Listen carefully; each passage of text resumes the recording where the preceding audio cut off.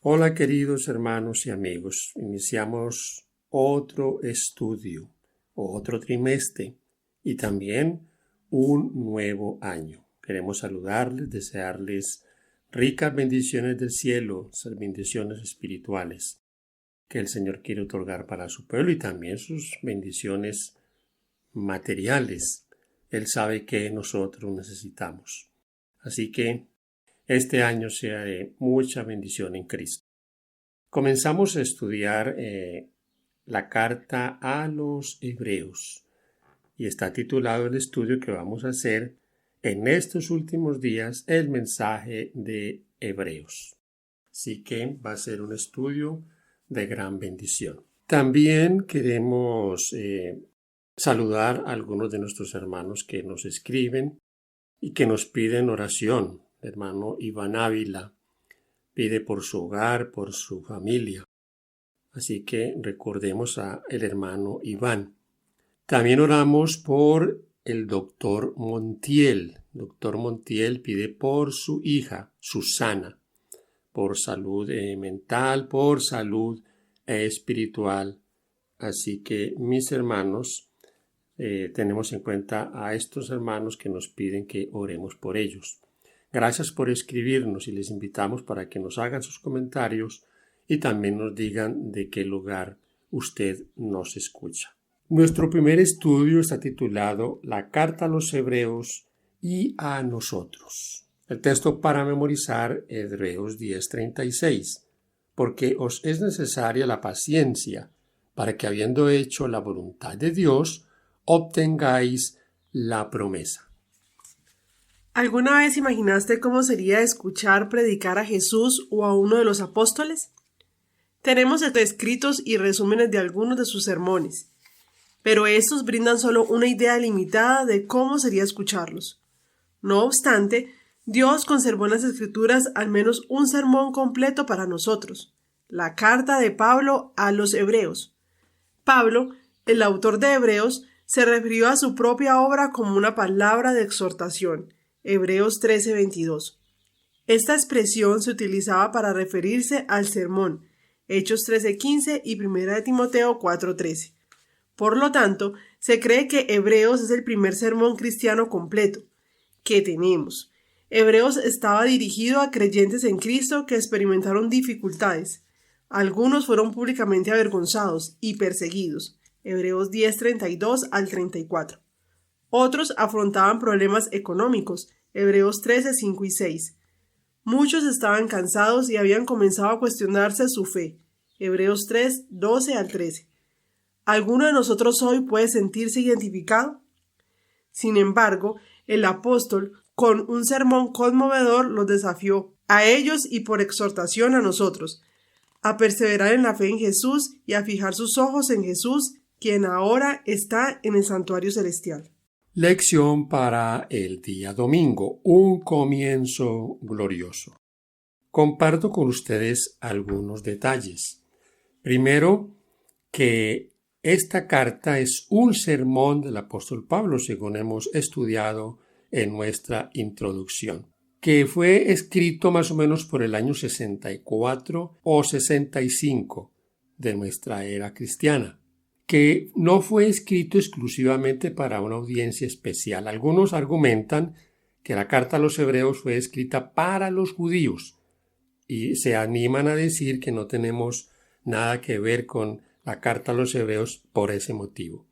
Esto es incorrecto, porque la audiencia de esta carta es una audiencia mixta que fue escrita por el apóstol Pablo, y la figura literaria es muy similar a los escritos del apóstol San Pablo.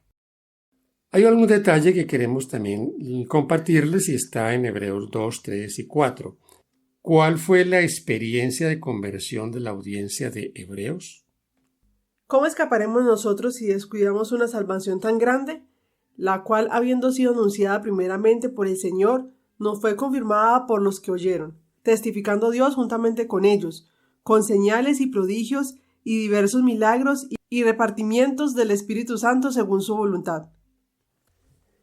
Este pasaje con claridad nos indica que la audiencia de hebreos no había escuchado a Jesús. O sea que esta es una audiencia nueva, es una audiencia que está siendo fortalecida a través de este sermón del apóstol Pablo. Al comienzo de la era cristiana, Dios derramó su espíritu sobre los apóstoles en Jerusalén, para que pudieran anunciar el Evangelio en idiomas previamente desconocidos para ellos y realizar milagros. Hechos 2:3. Felipe realizó milagros similares en Samaria. Hechos 8. Pedro en Jope y Cesarea. Hechos 9 y 10. Y Pablo a lo largo de su ministerio en Asia Menor y Europa. Hechos 13 al 28. Estos hechos poderosos eran evidencias vivenciales que confirmaban el mensaje de salvación, el establecimiento del reino de Dios, la salvación de la condenación y la liberación de los poderes del mal. Hebreos 12, 25 al 29.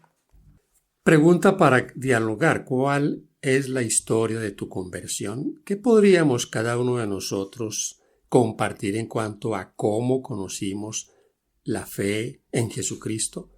¿Cómo hicimos de Jesucristo nuestro Salvador y Señor? ¿Por qué es bueno que recordemos eso, María Eugenia? ¿Por qué es bueno contar cómo conocimos al Señor? ¿Cómo nosotros llegamos a disfrutar de la compañía de nuestro Salvador? Porque podemos ver cómo nuestras vidas han sido transformadas, lo que éramos antes y lo que el Señor ha hecho con nosotros. Ese es un asunto que habla por sí solo. Cada uno de nosotros tiene una experiencia, quizás andó en caminos errados, y al encontrarse con el Señor, al llegar hasta su palabra, su vida ha cambiado. La parte para el día lunes está titulada la lucha de cada cristiano. Pero mi hermano y amigo, aquí debo de hacer la siguiente aclaración. Todos los seres humanos estamos en una lucha, por una u otra razón. No creamos que los que luchamos solamente somos los que no tenemos bienes de este mundo, vivimos holgadamente y pasamos necesidades. No. Todos, ricos y pobres, están en una lucha. Como el asunto aquel de que los ricos también lloran. Quienes tienen dinero también pasan por angustias. Pero al cristiano le cobija la bendición del cielo. Nosotros podemos pasar por todo tipo de tribulaciones, pero al final estamos viendo luz en el camino. Pero hay mucha gente que está luchando con muchos problemas en este mundo, pero luchan ellos, tratan de salir de esos problemas de forma personal, buscando sus propias soluciones. El cristiano es diferente. El cristiano ha puesto su confianza en Dios. Y algo más que queremos compartirles en esta sección es que la vida cristiana trae como consecuencia también dificultades. Nosotros, al cambiar nuestra actitud, cambiar de vida, tener un comienzo nuevo, nacer de nuevo, posiblemente eso traerá dificultades. Eso va a incomodar a otros, te incomodará a tu familia, incomodará posiblemente a tu esposo, a tu esposa, a tus compañeros de trabajo. Aún, hermano y amigo, en la iglesia algunos se incomodan con aquellos que quieren hacer la voluntad de Dios, porque hay mundanalidad en la iglesia. Hay en la iglesia quienes no quieren someterse a la palabra de Dios, pero el que sí lo quiere hacer también es mirado como con cierto desdén. Eso es algo que no podemos negar. Así que tendremos persecuciones, que habrán arbitrariedades contra los hijos de Dios. Claro que sí. Vamos a mirar qué nos dice en la carta a los Hebreos, el capítulo 10, 32 al 34 y 13:3. Pero traed a la memoria los días pasados, en los cuales, después de haber sido iluminados, sostuvisteis gran combate de padecimientos.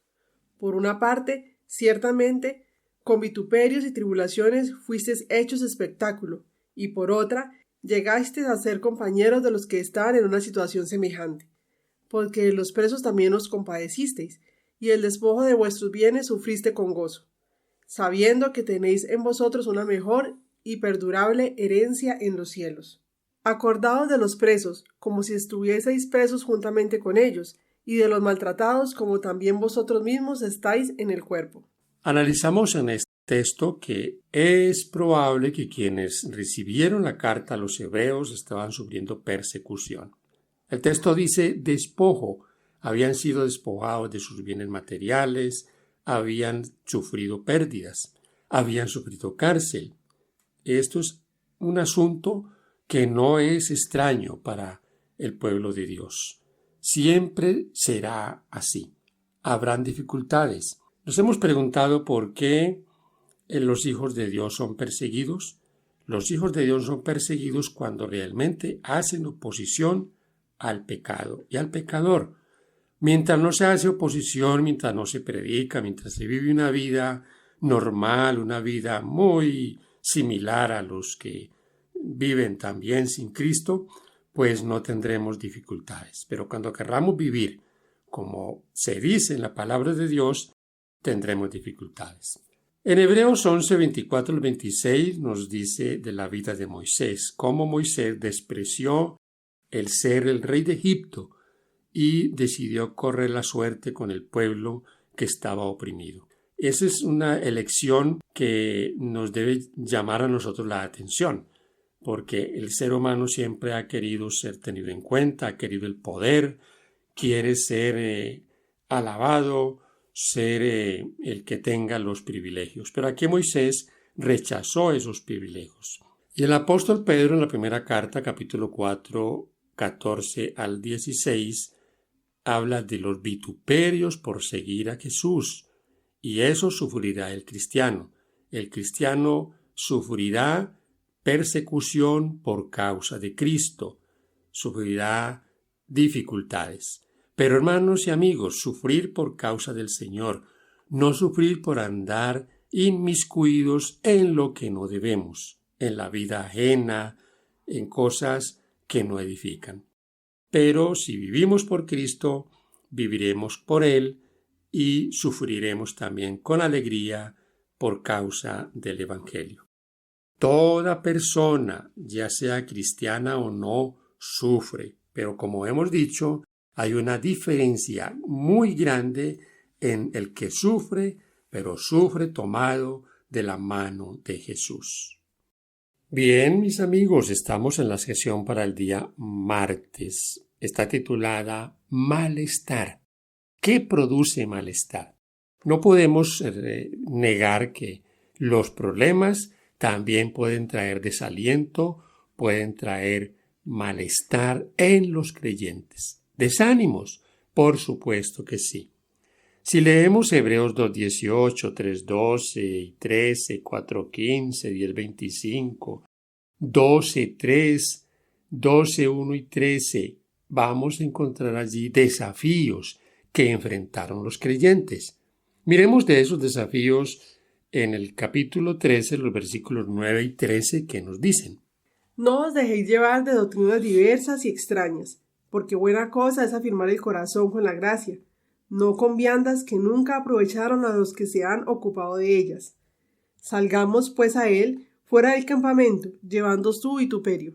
Fuera del campamento, llevando su vituperio. Este texto me llamó mucho la atención. Salgamos por fuera del campamento. O sea, dejemos la rutina, dejemos el siempre querer hacer las mismas cosas. Salgamos del templo. Vamos a buscar a aquellos que necesitan conocer del Señor. Cuando hagamos eso, vamos a sufrir vituperio. Cuando salgamos al campo a trabajar, a buscar a los perdidos, tendremos dificultades. Enfrentaremos desafíos, pero eso hará que nuestra vida espiritual crezca y es un crecimiento poderoso. Es habitual entre las personas y las comunidades que, después de que pasa la emoción de la victoria, las defensas psicológicas y de otro tipo se relajen y se vuelvan más vulnerables al contraataque de sus enemigos. La fuerza que una persona o una comunidad movilizó para enfrentar una amenaza inminente es más difícil de reunir por segunda vez. Para esto nos ayuda lo que sucedió en el primer libro de los Reyes 19:1 al 4, el caso del profeta Elías. Después de una victoria, después de haber pasado por tremenda prueba y haber salido victorioso, vino la depresión. Dice que Elías huyó amenazado por Jezabel. Después de haber tenido tremenda victoria sobre los falsos profetas, ahora está huyendo. Después de una prueba de fe, llegó el deseo aún de morir. Esto sucede con frecuencia. Cuando tenemos una victoria, como hemos leído en nuestro comentario anterior, tendemos a bajar la guardia. Tendemos a bajar los brazos. Así que, mis hermanos, en esos momentos difíciles de fracaso, tal vez en la vida cristiana, tratemos de comprender las circunstancias, de analizar los factores que contribuyen a ese fracaso. ¿Qué podríamos nosotros hacer para salir de esos baches? Todos los cristianos tenemos malestares, tenemos momentos difíciles, pero no podemos quedarnos lamentándonos tal vez de aquellas cosas que nos han sucedido. Que Dios nos ayude a superar cada cosa, como hemos mencionado en nuestro estudio, tomado de la mano del Señor. Estamos ahora en la sección para el día miércoles, avanzar juntos. ¿Qué hace Dios cuando estamos en dificultades? ¿Nos deja solos? Por supuesto que no. Tenemos su consejo, tenemos su palabra, podemos recibir la fortaleza que nos da el Espíritu Santo, el ministerio de los ángeles.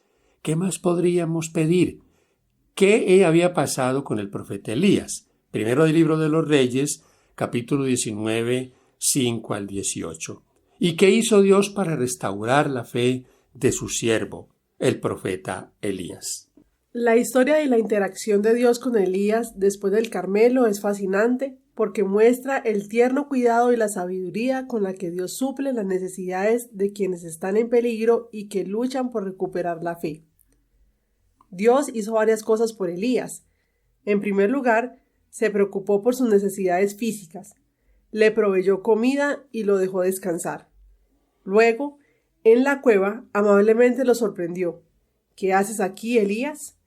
Y lo ayudó a entender más en profundidad cómo Él obra y cumple sus propósitos. Dios no estaba en el viento, en el terremoto ni en el fuego, sino en una voz suave y apacible. Entonces, Dios le dio a Elías una obra que hacer y lo tranquilizó. Qué hermosa historia la que vemos aquí con el profeta Elías. Esas mismas situaciones pasan hoy. Los hijos de Dios en desánimos, pero Dios fortaleciéndoles, Dios dándoles su bendición, tratando de que levanten la cabeza. Como seres humanos no estamos exentos de esa dificultad. ¿Qué sugirió Pablo que deberían hacer los creyentes? Tenemos aquí las referencias, les dejaremos para que ustedes las repasen. Hebreos 2:1, Hebreos 3:12 al 14, 5:11, 6:3 y 10:19 al 25. Veamos qué dice Hebreos 3:12 al 14. Mirad, hermanos, que no haya en ninguno de vosotros corazón malo de incredulidad para apartarse del Dios vivo. Antes exhortaos los unos a los otros cada día, entre tanto que se dice, hoy para que ninguno de vosotros se endurezca por el engaño del pecado. Porque somos hechos participantes de Cristo, con tal que retengamos firme hasta el fin nuestra confianza del principio. En toda la carta a los hebreos encontramos fortaleza, consejos, encontramos cómo recuperar la fuerza. Esta carta fortalece al cristiano. Esta carta a los hebreos es una carta que es bendición para el pueblo de Dios. Que no haya ninguno de nosotros espíritu de incredulidad, que el desánimo no nos lleve a perder de vista aquel que todo lo hizo por nosotros. No podemos olvidar, el camino por el que estamos nosotros caminando, ya lo caminó Él. Y no hemos sufrido ni la más mínima parte de lo que sufrió el Señor Jesús por nosotros. Avancemos Avancemos juntos, avancemos con Él. Ayudémonos los unos a los otros. Llegamos a la parte final de nuestro estudio, sección para el día jueves. Está titulada esta parte En estos últimos días. Las citas que tenemos es Hebreos 1:2, 9:36 al 28, 10:25 y 36 al 38 y 12:25 al 28. Aquí Pablo está enfatizando algunos aspectos en cuanto a lo que debemos estar haciendo en nuestros últimos días. Estar avisados, dice 1:2, el Señor nos ha hablado a través de su palabra, nos ha hablado por sus santos profetas, nos está instando a que esperemos al Señor, Él aparecerá por segunda vez. 10:25, no dejar de congregarnos. Después de la pandemia, la Iglesia Adventista ha sufrido muchas dificultades en cuanto a volverse a congregar. ¿Cuántos han dejado de congregarse? Y esto no está bien. El Señor dejó instituida su iglesia, su pueblo, para que se fortalezcan los unos a los otros. Estamos en los últimos días. El mundo pasará por las más terribles pruebas, mis hermanos queridos. Vendrá sobre la tierra lo que nosotros no alcanzamos a imaginar, lo que ninguna pluma podrá escribir. Pero quienes hemos tomado la decisión de echar nuestra suerte con el Señor, estaremos seguros. No importa lo que suceda, no importa que tengamos que ir hasta la muerte por testificar por el Señor. Creo que muchos darán su vida gustosamente por el Maestro. Pero no son los que están esperando para hacer esto a última hora. No, son los que están ahora estudiando su palabra, los que están orando, los que se están congregando, los que están compartiendo su fe. Para los desalentados hay un remedio seguro en la fe, la oración y el trabajo. La fe y la actividad impartirán una seguridad y una satisfacción que aumentarán de día en día. ¿Estáis tentados a ceder a presentimientos ansiosos o al abatimiento absoluto? En los días más sombríos, cuando en apariencia hay más peligro, no temáis. Tened fe en Dios. Él conoce vuestra necesidad, tiene toda potestad. Su compasión y amor infinito son incansables. No temáis de que deje de cumplir su promesa. Él es la verdad eterna. Nunca cambiará el pacto que hizo con los que le aman, y otorgará a sus fieles siervos la medida de eficiencia que su necesidad exige. El apóstol Pablo escribió: me ha dicho, bástate mi gracia, porque mi poder se perfecciona en la debilidad, por lo cual, por amor a Cristo, me gozo en las debilidades, en insultos, en necesidades, en persecuciones, en angustias, porque cuando soy débil, entonces soy fuerte. Segunda carta a los Corintios, capítulo 12, versículos 9 y 10. Profetas y Reyes, página 109. Bien, mis hermanos queridos, llegamos a la parte final. Agradecemos a usted por estar hasta aquí, por compartir el comentario de la lección. Es una bendición estudiar la carta a los Hebreos, y eso esperamos que sea para cada uno en este trimestre.